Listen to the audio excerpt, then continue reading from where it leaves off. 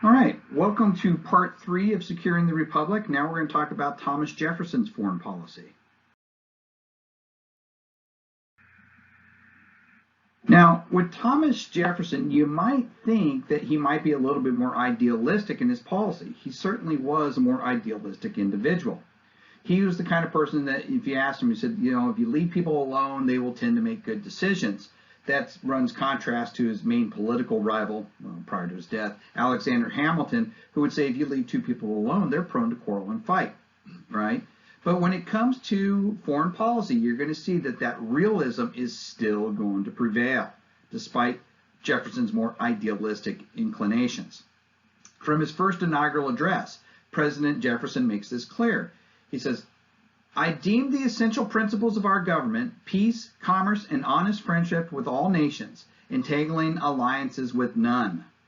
See, and once again, we have that realistic approach, right? No entangling alliances. And as a matter of fact, that is going to be the general policy of the United States until 1949. From 1777, the Treaty of Alliance, to 1949, which was the formation of NATO after World War II, the United States will have a general policy of no foreign entangling alliances. We did not get into any military treaties during that time period.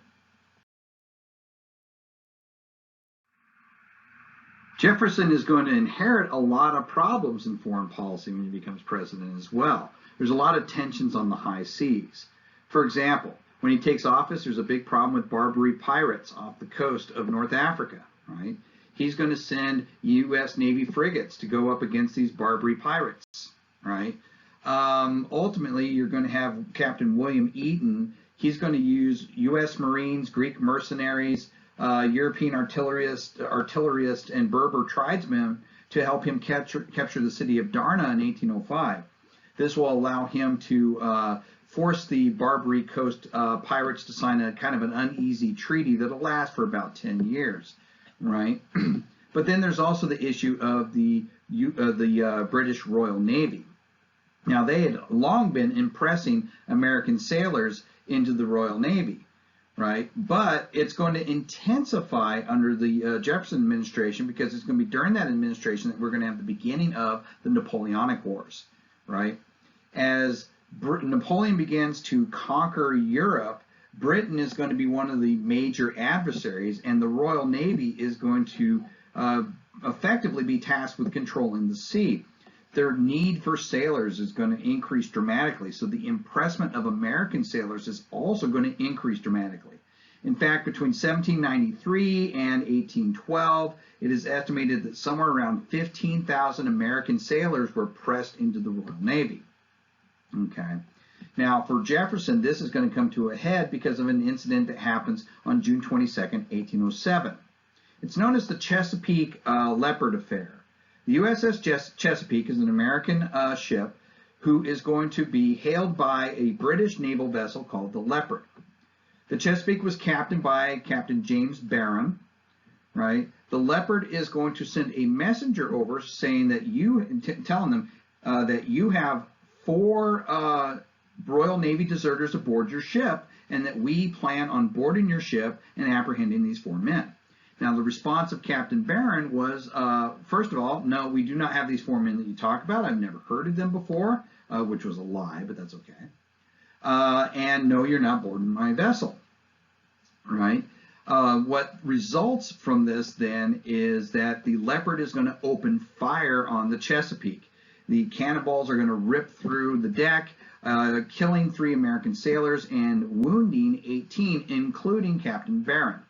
The British will board the ship. They will apprehend the 4 men because, like I said, they were in fact there.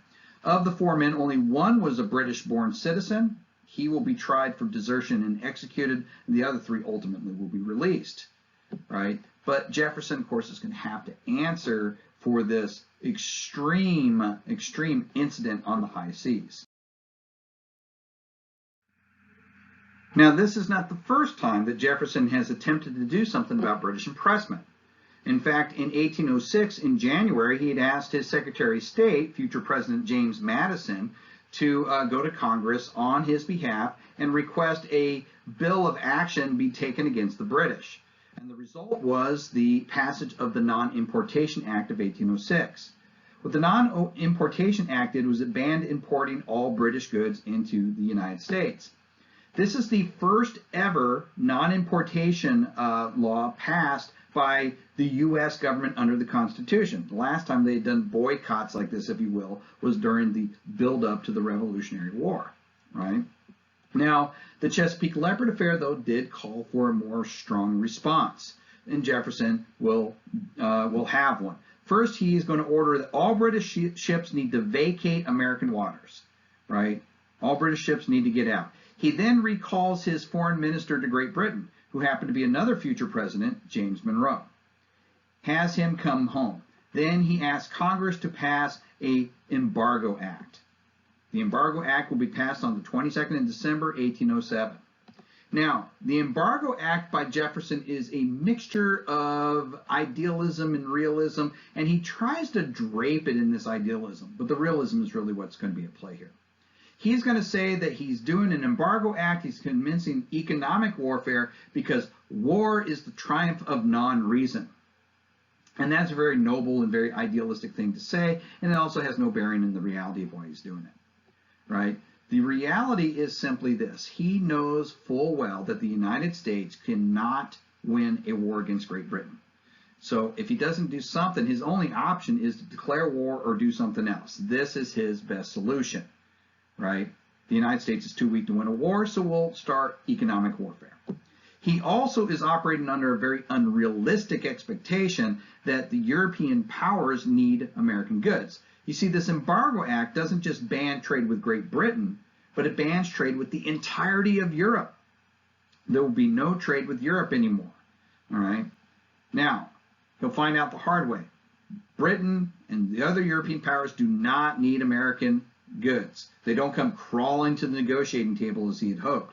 What happens instead is an economic disaster in the United States. It throws the economy into a free fall.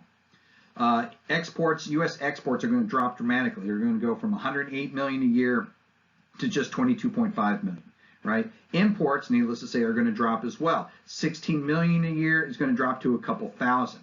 Black market trading is going to commence instead. Many Federalist opponents to Jefferson are in New England, and they're going to begin working in the black market, right? Ultimately, this is going to cause a lot of problems. So in 1808, James Madison wins the presidency. Jefferson's retiring. And Congress, after the election, is going to put feelers out to Europe saying, hey, anybody who wants to trade with us and can promise that American ships won't get harassed in the process, we'll edit the embargo to exclude you from the restrictions. Of course, France and Napoleon was very quick to say, yeah, we'll do that. And so we are going to start trading limitedly with France. Of course, that is going to cause a further deterioration with our relationship with Great Britain, but that's going to be a problem for James Madison to handle.